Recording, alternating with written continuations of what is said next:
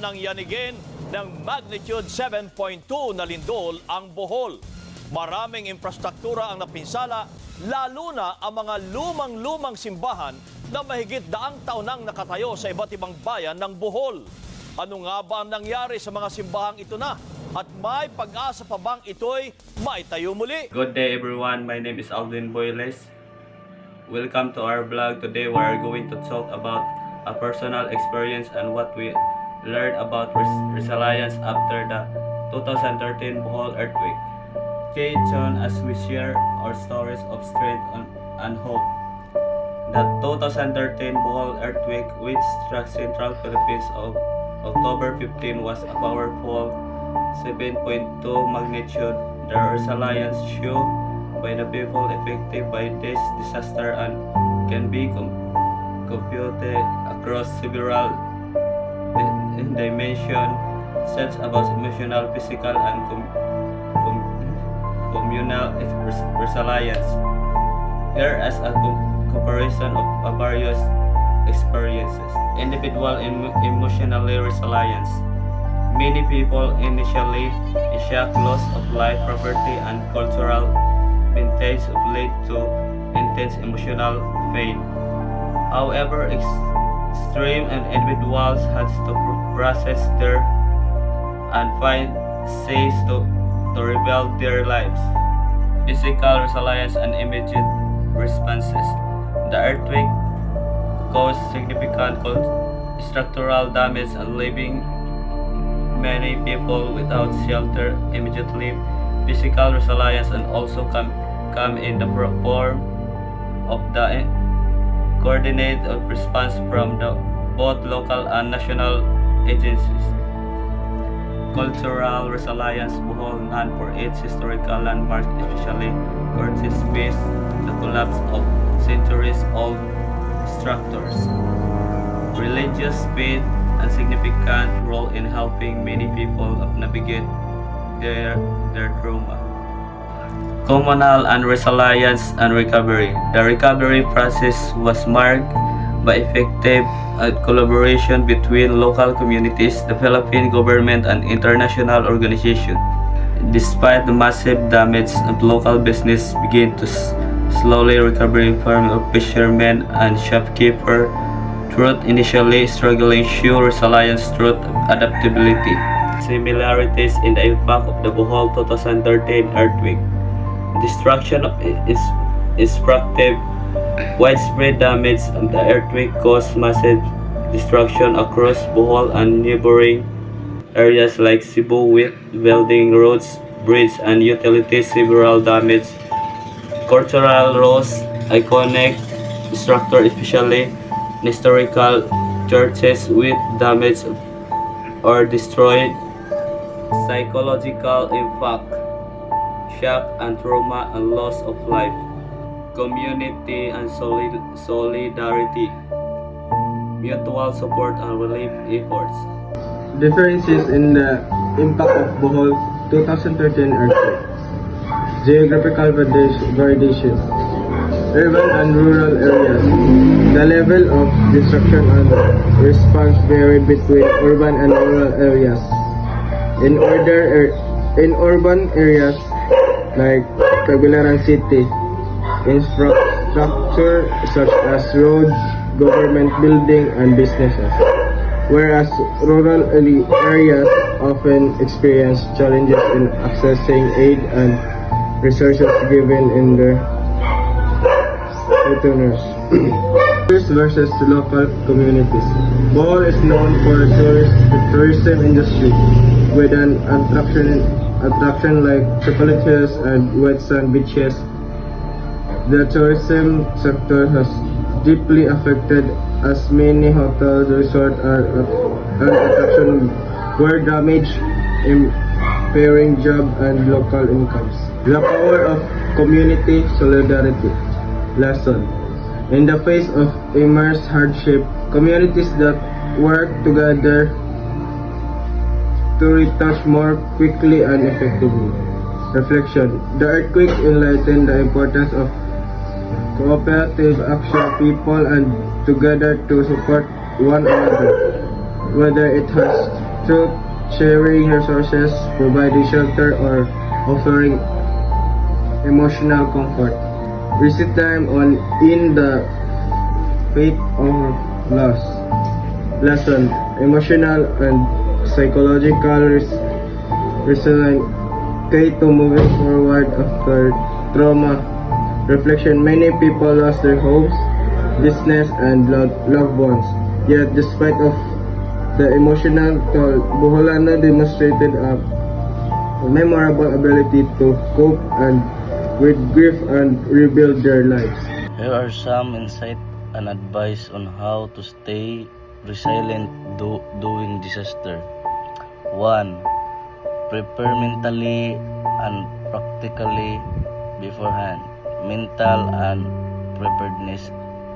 Emergency plan. Number 2. Stay connected and support one another. Community support, communication. Focus on emotional well-being. Accept your emotion. Seek support. Therefore, stay flexible and adapt to new realities. 5. Maintain hope and possibility. 6. Take care of your personal health. 7. Learn from the experience. Number 8. Embrace faith or spiritually. 9. Technology for support and information. Communities play a crucial role in building wellness during disaster by fostering support, resource, and collaboration. Here's how many support can make a difference. Emotional and psychological support. Support networks help reduce feelings, resolution, and anxiety. Number 2. Resource sharing. Number 3. Information sharing. Real-time updates from community members help others to stay informed about his unsafe zone. Skill sharing and volunteers.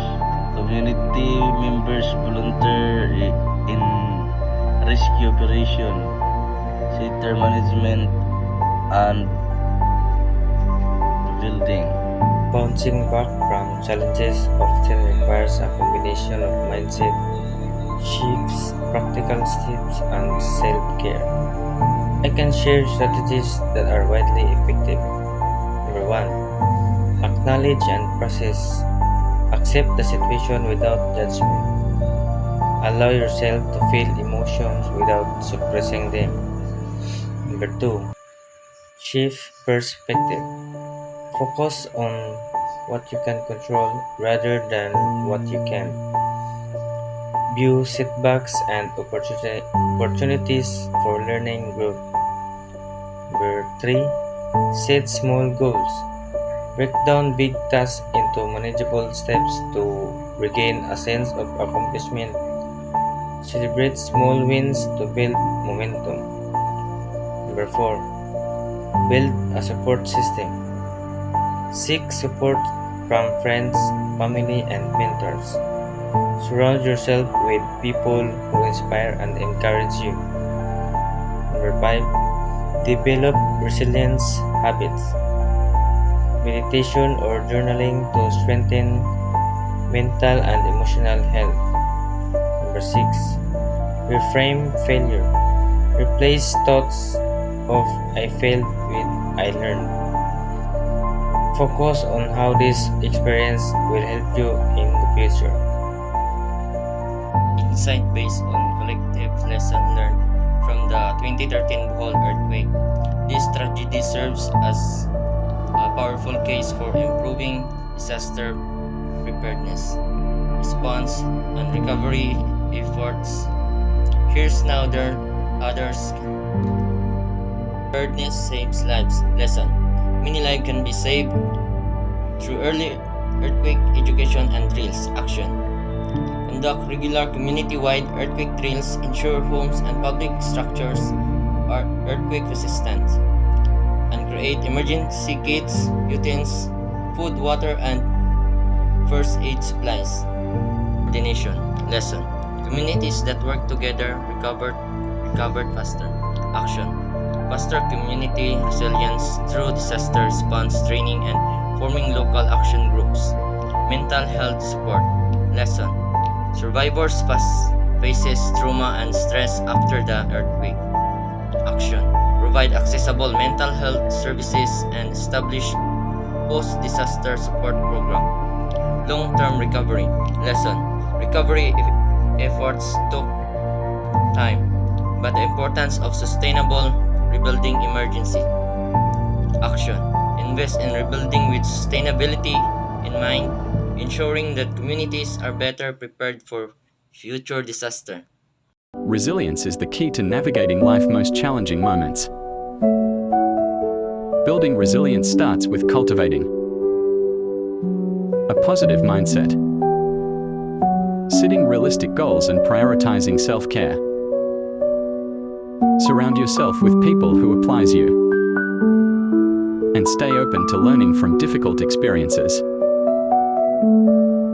Remember, asking for help is not a sign of weakness, it is steps towards strength. Lastly, never underestimate the power of community and support networks. When we come together, we create a condition of encouragement and hope. Lean on your community and be a source of strength for others. Together, we can overcome any challenge and emerge stronger.